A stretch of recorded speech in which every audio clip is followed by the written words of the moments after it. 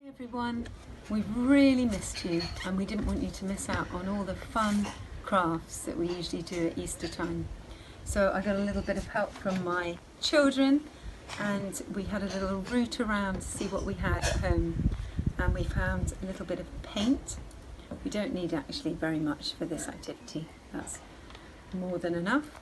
And we had pizza a bit earlier in the week, and so we thought the card would be really useful. Katrina cut out these crosses, several crosses, and so we thought we'd have a go at finger painting.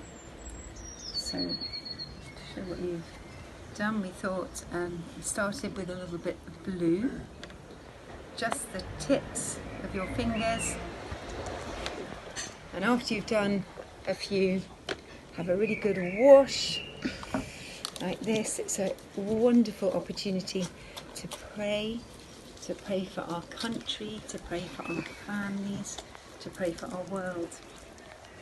Or you could say the Lord's Prayer. It's just enough time to give them a really, really good scrub. Your fingertips, your nails, your backs, your wrists.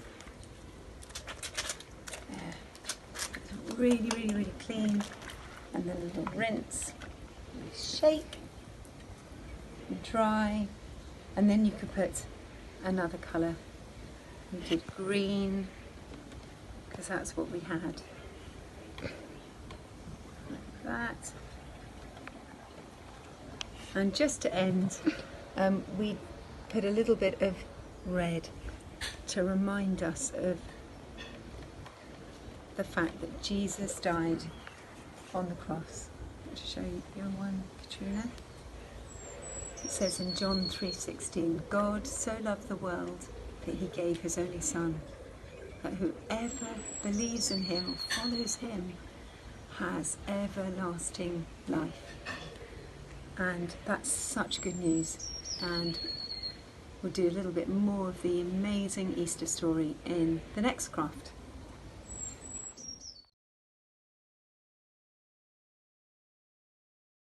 Jesus died on the cross, but the great news is that he rose again from the dead and he is alive today.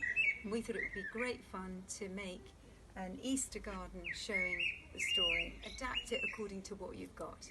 We found some twigs in our garden which you can just put together with some string, but if you don't have a garden or you can't find any twigs, that's absolutely fine, because you can use, if you in your kitchen you might have some leftover wooden forks or spoons which you can just use to resemble a cross. And we also happened to have a small rose bush in our garden which was perfect for Jesus' cross because it had thorns on it, which was great. And then we just used a little bit of string to tie them up to make the cross. And so we'll place the cross here, and Jesus was put on the cross and died on a hill called Golgotha, which was just outside Jerusalem. And on his side there were two robbers who had who were put on crosses next to him. And after he died, a rich man called Joseph of Arimathea asked if he could take the body, and he took the body down and put it in a tomb. And you can still go and visit a place called the Garden Tomb, which may be the tomb or one very like the one that Jesus was put in. And so there's a big tomb like that. We use this. You could use, again, any kind of pot or tomb shape. And it's a beautiful garden. Katrina and I went to visit it a few years ago, and there are lots of lovely flowers growing. So we've got these little primroses, which we just actually got in Tesco, so we just pop them in like that. It's a beautiful place that you can go and visit and pray. And you could also use some herbs. We've got a rosemary herb, but you could use basil or chives or anything like that. And we just pop them in like that. When they took Jesus' body, they wrapped it in linen. So we have just a piece of cloth here. It's just an old flannel rag that we've chopped up. And then they sealed Jesus' tomb with just a rock. So you can use kind of any rock that you can find. And the soldiers put this over the tomb like that, and it was so heavy that no one would be able to lift it. And so it was to the absolute astonishment and amazement the next morning when Mary and her friends came. They were still crying and crying and crying, and they came and found that the stone had been rolled away and the body was gone. Just have to move that a little bit, and all they could see was the linen cloth lying there because Jesus had risen from the dead. So there you have it, a garden, an Easter garden.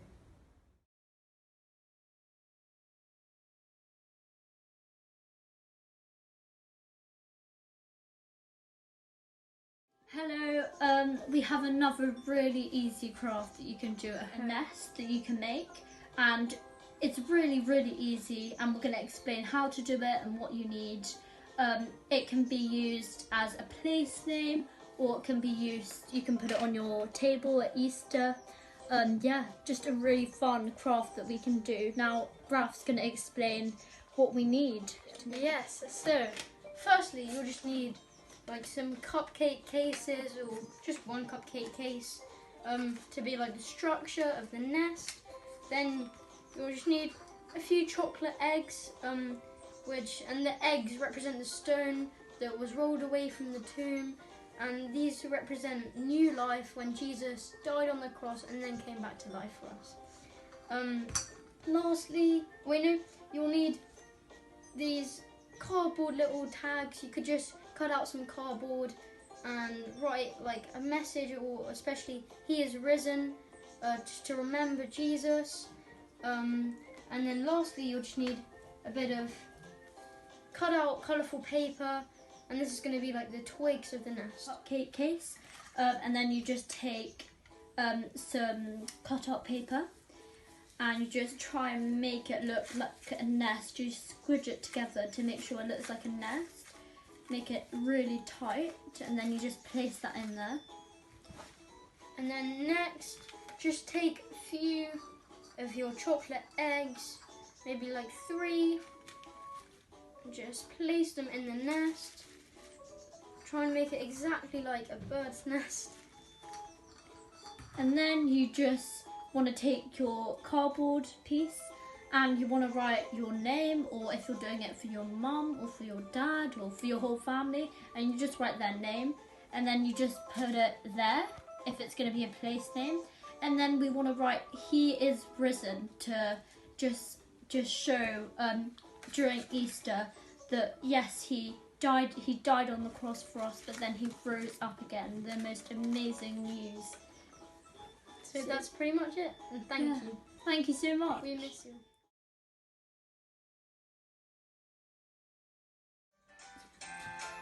Hello everybody, we're back with another craft with my sister Katrina, and yeah, today we'll be making some chocolate nests, which are a nice munch for yourself or for mummy or for daddy or for anyone you're with.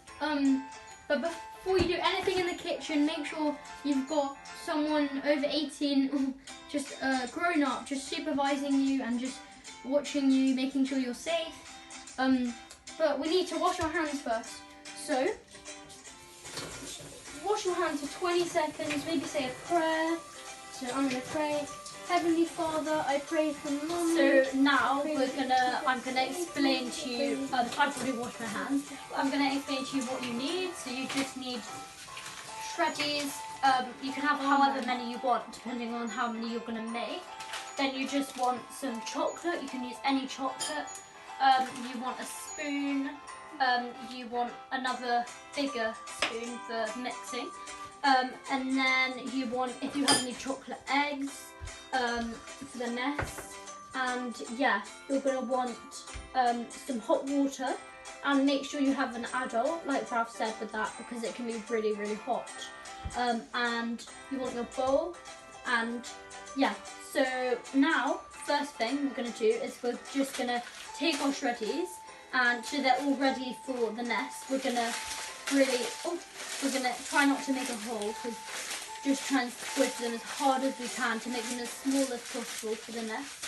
Because these are going to be the twigs for the nest.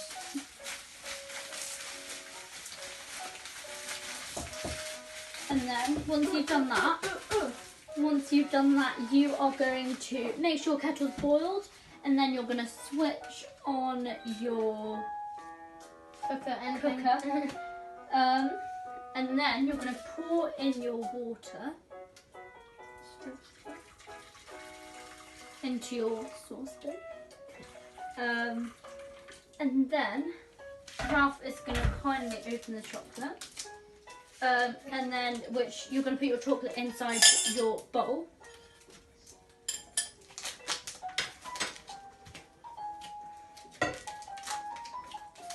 There you go. I'm going to take the chocolate and we're just going to put it in.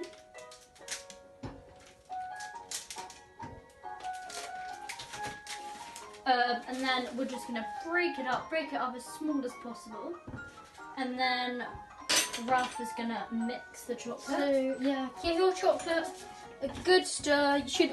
You should already start to see it melting a bit because of the heat, and just keep stirring it until it's completely melted.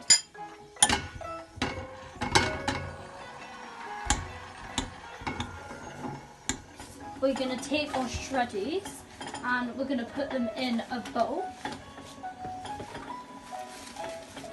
So we're going to put them in. They should be all nice and crushed. Yeah.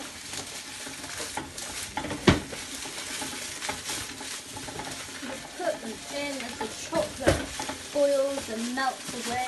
And if you're going to see any lumps or bits that aren't crushed, just crush them a bit more. Because look, they're like the twigs. Just give them a little crush. Then check on your chocolate. Don't want it to burn. Ooh, that looks delicious. So once it's completely melted, just turn down the heat. Oh, Turn it off. yeah, just turn the heat off. And